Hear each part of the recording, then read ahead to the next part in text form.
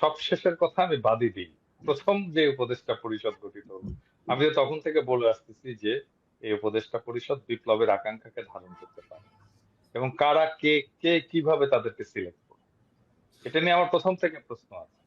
অসংখ্য উপদেষ্টা আছে যাদের এই বিপ্লবের সাথে বিন্দু মাত্র সম্পর্ক নেই, এবং শেখ হাসিনার বন্দনা করে গেছে তাদের পুরো সময়টা জুড়ে, লিখে গেছে, লেখালেখি করে গেছে, এবং এই বিপ্লব ব্যর্থ হলে তারা আগে যা করতো সেই কাজই করতো। এবং এমন না যে এরা খুব দক্ষ মানুষ, হ্যাঁ, এরা কেউই খুব দক্ষতা নাই, মানে আমি আমি আর নাম ধরে বলতে চাই না, এদের কোনো ধরনের দক্ষতা নেই, এরা কোনো কাজ জানে না, এরা আধুনিক দুনিয়া সম্পর্কে জানে না, কিভাবে দুনিয়া চলতেছে সেটা জানে না, ম্যানেজমেন্টের কোনো স্কিল নাই, বয়স্ক, বৃদ্ধ, জরাজীর্ণ, প্রত্যেকের হাজারোটা অসুখ, এ, তারা চলতে পারে না।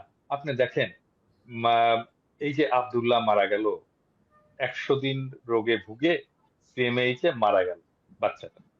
এ তো আমাদের সবচেয়ে, আমি আমি বলবো যে এই পর্যন্ত, আমি জানি না আরো কে কে আহত আছে, খোদা না করুক আর কেউ যেন না থাকে এরকম, কিন্তু আমি তো ধরে নেব যে সেই আহ, এসে শেষ শহীদ হলো আর কি আমাদের। তো এখন এই যে ছেলেটা মারা গেল, বাচ্চাটা মারা গেল, এই যে সরকার গঠিত হয়েছে, এই সরকারের উপদেষ্টাদের কি উচিত ছিল না একবার একটু যে মৃতদেহটা দেখে আসা, ডেড বডিটা দেখে আসা, জানাজায় অংশ নেওয়া? কেউ গেছে? এতগুলো উপদেষ্টা আছে, একজন গেছে? যাদের রক্তের বিনিময়ে, যাদের জীবনের বিনিময়ে তারা আজকে ক্ষমতায় বসছে, ক্ষমতা উপভোগ করতেছে, সেই একটা বাচ্চা মারা গেল 100 দিন ভুগে, একটা উপদেষ্টার সময় হলো না যে একটু জানাজা করে আসা? মানে এরা এরা এরা কোন নৈতিকতায় সরকারের চেয়ার গুলোতে বসে আছে? এই প্রশ্নটা তো করতে হবে। এবং এই জন্যই বসে নাই, কারণ বিপ্লবে তো তাদের কিছু যায় আসে না, ওই বাচ্চার জীবন যাওয়া না যাওয়া দিয়ে তার কিছু যায় আসে না। সে তার বাচ্চাও না, ওরা তো আমাদের বাচ্চা, কিন্তু এই বাচ্চা তো এই উপদেষ্টাদের বাচ্চা না। বাচ্চা হলে নিশ্চয়ই যেত, নিজের ছেলে, নিজের ছেলের জানাজায় যেত না? ওরা আমাদের ছেলে, ওরা আমাদের ছেলে না, ওরা আমাদের সন্তান। এই এই এই আব্দুল্লাহর মৃতদেহ তো চারদিকে চারজন উপদেষ্টা বহন করে নিয়ে যাওয়া উচিত ছিল, বীরের মতো করে। আমি শিওর আজকে যদি আসিফ, যদি উপদেষ্টা হতো, আসিফ মাহতাব উৎস যদি উপদেষ্টা হতো, আমি শিওর ও যে সামনে দাঁড়াইতো, ও ইমামতি করতো। শুধু ইমামতি করতো না, তারপরে ওই খাটিয়া নিয়ে ও সামনে যে দাঁড়িয়ে যাইতো। আমি শিওর এটা বলে দিতে হইতো না ওকে, কারণ ও ওন করে। ও তো বুক চিতায় তো এই লড়াইয়ে নামছে, ছাত্রদের উৎসাহ দিছে। কয়টা শিক্ষক ছাত্রদের সাথে যে লড়াইয়ে নামছিল? আসিফ নামছিল? শুধু নামছিল না, গ্রেফতার হয়েছে, এবং তাকে তাকে যখন নির্যাতন করছে সবাই দেখছে। হাতে হাঁটতে পারতো না, হাতে একটা লাঠি ছিল, সেই লাঠি দিয়ে, এবং ওর একটা চিহ্ন আছে, আঙুল এরকম উঁচু করে, তাই না আসিফ? জি, জি, হ্যাঁ, জি। হাত হাত কিন্তু ও আঙুল উঁচু করে আছে, মানে একটা সাইন দিচ্ছে, তার বিজয়ের চিহ্ন সে কিন্তু দিয়ে যাচ্ছে। তার শাহাদাতের চিহ্ন। বিশ্বাস অনুসারে, তার ধর্ম বিশ্বাস অনুসারে সে শাহাদাতের চিহ্ন দিয়ে দিচ্ছে। তো এরকম ছেলে যদি থাকতো, আসিফের যদি থাকতো আজকে উপদেষ্টা পরিষদে, আজকে চেহারা অন্যরকম হতো, চেহারা অন্য। আজকে আজকে আজকে তো আমাদেরকে প্রত্যেককে উপদেষ্টাকে জিজ্ঞেস করতে হবে, লজ্জা দিতে হবে, আপনার ছেলে যদি শহীদ হতো, আপনি জানাজা করতে যেতেন না? আপনার ছেলে না ও? যারা শহীদ হয়েছে আমরা বলি না ওরা আমাদের ছেলে? যারা আহত হয়েছে আমরা বলি না ওরা আমাদের ছেলে, বাচ্চা আমাদের? তা আপনি যেতেন না? এই তো উপদেশটা আমাদের। বাচ্চারা রক্ত দিল, আর এই বুড়া হাবড়া, আমি বলি বুড়া খাটাস, এই বুড়া খাটাস গুলো যে ক্ষমতা উপভোগ করছে। না, কালকে রাতে যখন দেখেন, রাতে আসিফ নজরুলের বক্তব্যটা আমি শুনলাম, সেই বক্তব্যের ভেতরে তিনি বলছেন যে ডিসেম্বরের মধ্যে সবকিছু ঠিক হয়ে যাবে। মানে এটা নভেম্বর চলছে, ডিসেম্বর, তার মানে 1 মাস তাদের সময় লাগবে এটা নিয়ে কোনো একটা সিদ্ধান্তে পৌঁছাতে। তো কালকে কোনটা নিয়ে, কোনটা এই নিয়ে? হাসপাতালে, পঙ্গু হাসপাতালের সামনে গিয়েছিলেন তিনি রাতে, যখন ওই আমি। চিকিৎসা নিয়ে? জি। ওই চিকিৎসা নিয়ে আমি আপনাকে ইলিয়াস, আমি আপনাকে আজকে বলতেছি, আপনি লিখে রাখতে পারেন, কিচ্ছু করতে পারবেন না। ওরা জানেই না। আমাকে তো এই বাচ্চারা প্রত্যেকদিন ফোন করে, কেউ না কেউ ফোন করে, এবং আমি ওদের ফোন ধরি, কথা বলি, দীর্ঘ সময় ফোন করে কথা বলে। ওরা কান্নাকাটি করে, আমিও কিছু কান্নাকাটি করি, এবং আমি তো ওদের প্রবলেমটা বুঝি। এই এই পুরো উপদেষ্টা পরিষদ কেউ জানে না ওদের প্রবলেমটা আসলে, কেউ জানে না। আমি বলতেছি ওরা কেউ জানে না, কথা বলেনি ওদের সাথে, ওদের সমস্যাটা কি জানে না। বললেই হলো 1 মাসের মধ্যে সলভ করবে, জীবনেও পারবে না ওরা কিছু। আমি আজকে লিখে দিতে পারি, যদি কিছু করতে পারে আমি কান কেটে দিব, কুত্তায় খাও, আমি কান কেটে দিয়ে দিব, কুত্তায় খাওয়াবো। না না, সে করার জন্য করবে না করবে সেটা তো পরে, মানে করার জন্য ডিসেম্বর পর্যন্ত সময় ওনাদের কেন লাগবে? মানে এই এই এই সময়টাতে আপনি ডিসেম্বরে পারবে না ইলিয়াস, ডিসেম্বরে ওরা পারবে না, ওরা কিচ্ছু করতে পারবে না, কারণ ওরা জানেই না প্রবলেমটা কোথায়।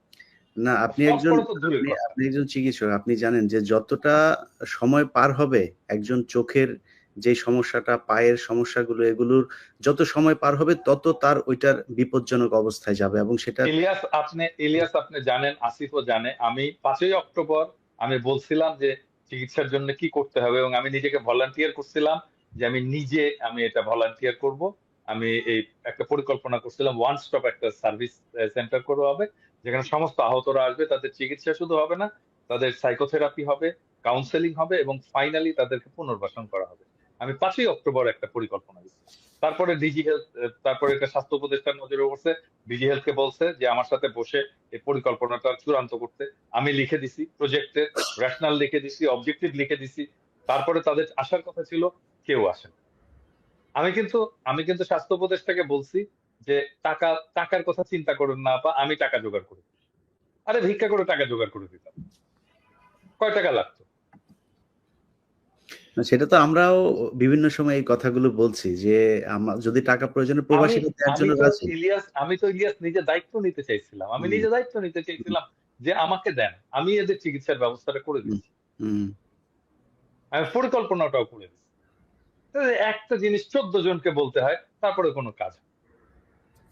যে আসিফ মাহতাব, আপনি আন্দোলনের একেবারে শুরু থেকেই ছিলেন। জি। যদিও আন্দোলন শেষ হবার পরে আর আপনাকে আমরা দেখছি না, আপনি সিনের বাইরে চলে গিয়েছেন বা আপনাকে বাইরে রাখা হয়েছে।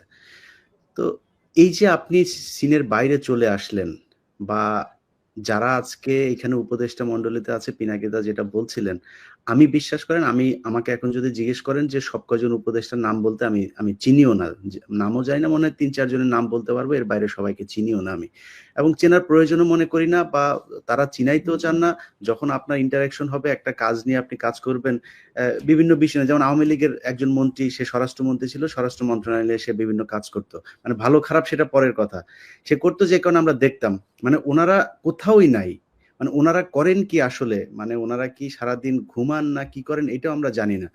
তো এই যে আপনি বাইরে চলে গেলেন, মানে আপনি কি এমনিতেই বাইরে আছেন, নাকি আপনার সাথে কি এই এই যে সরকার, একটা বিপ্লবী সরকার আমরা যেটাকে নাম দিয়েছি, সেই সরকারের পক্ষ থেকে কোনো ধরনের যোগাযোগ করা হয় কিনা, বা কোনো ধরনের নীতি নির্ধারণী পর্যায় থেকে আপনার সাথে কোনো বক্তব্য নেওয়া হয়েছে কিনা এখন পর্যন্ত? এখানে কিছু বিষয় আমি ফার্স্টে ক্লিয়ার করতে চাচ্ছি। সেটা 1 নাম্বার বিষয় হচ্ছে যে বিপ্লবী সরকারের ডেফিনেশনটা কি আসলে। বিপ্লবী সরকারের মধ্যে তো যারা একটা বিপ্লবী আদর্শ থাকা লাগবে। তা এটা গণ অভ্যুত্থানে আমাদের কোনো ক্লিয়ার বিপ্লবী আদর্শ নাই। ফর এক্সাম্পল, আমার আদর্শ obviously I was inspired by my religion, যেটা আমাকে অনেক ইন্সপায়ার করেছে বিপ্লবে যোগ দেওয়ার জন্য।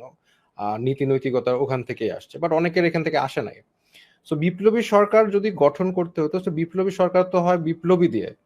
আপনি বিপ্লবের মধ্যে যারা ডিরেক্টলি ইনভলভ না, তাদেরকে নিয়ে যদি আপনি বিপ্লবী সরকার গঠন করেন, সেটা কিভাবে বিপ্লবী সরকার হয়?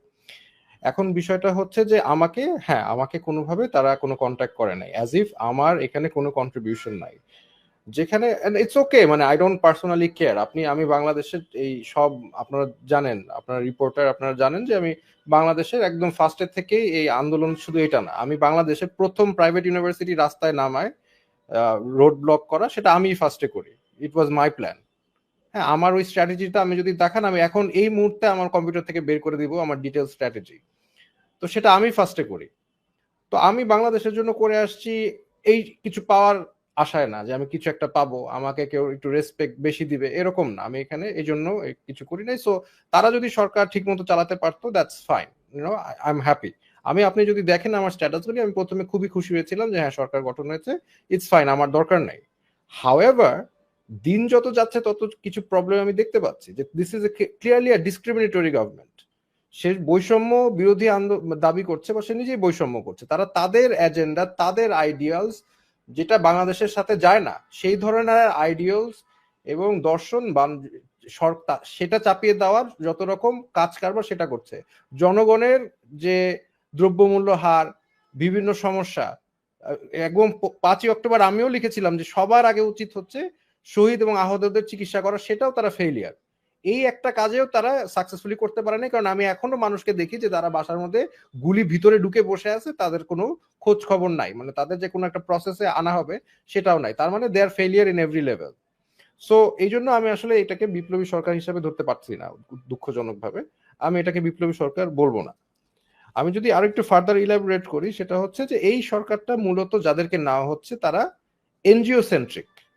এখন এনজিও চালানো আর জনগণের নেতৃত্ব দেওয়ার ভিতরে আকাশ পাতাল পার্থক্য আছে। এনজিওরা যেমন নম চমস্কি আপনারা সবাই জানেন, পৃথিবীর মধ্যে one of the number one political thinker, সে এরকম বলেছিল যে একটা অর্গানাইজেশন, এনজিও অর্গানাইজেশন একটা ফ্যাসিস্ট বা একটা টোটালিটেরিয়ান একটা সিস্টেমের মতো, যেখানে এনজিওর যে মাস্টাররা তারা যেটা বলে ওয়ার্কারদের সেটাই করতে হয়। তাদেরকে ছাঁটাই করতে চাইলে করে দিতে পারে, তাদেরকে যাকে ইচ্ছা তাকে নিতে পারে, তার কালচার, অফিস কালচার, সেগুলো সবই ইয়ে করে এনজিওরা।